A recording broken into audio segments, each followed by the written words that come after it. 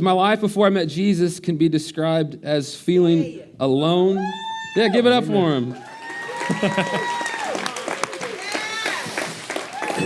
Feeling alone without shelter and with a deep hunger.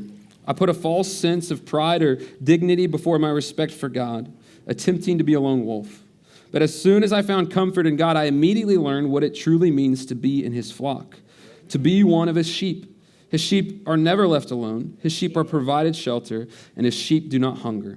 And after years of thinking I was speaking to myself, I learned that it was in fact the enemy speaking to me instead, feeding me false truths and short-lived comforts, constantly nudging me away from the path to Jesus. But the path Jesus provides leads to green pasture, surrounded with true friendships and a satisfied heart. Jesus had been trying to get me to take notice of his presence for years, giving me signs that he is watching and putting good people in my life to help guide me to him.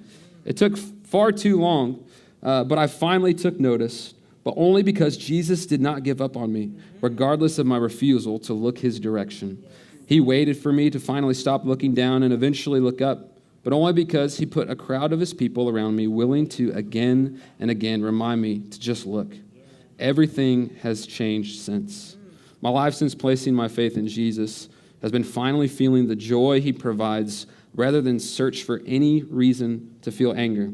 I finally know the feeling of joy, of not worrying, stressing, being angry, and I can finally find joy even in bad situations.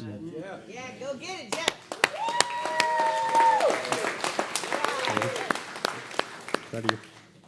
Jeff, is it true that you've placed your faith in Jesus and he saved you? Yes. Okay. I want you to look at that blonde-headed, toe-headed kid over there who's really proud of you this morning. You're doing this for him. Yes. It's my honor as your brother and your friend to baptize you this morning in the name of the Father, and the Son, and the Holy Spirit, buried with Christ in baptism, raised to walk in the newness of life.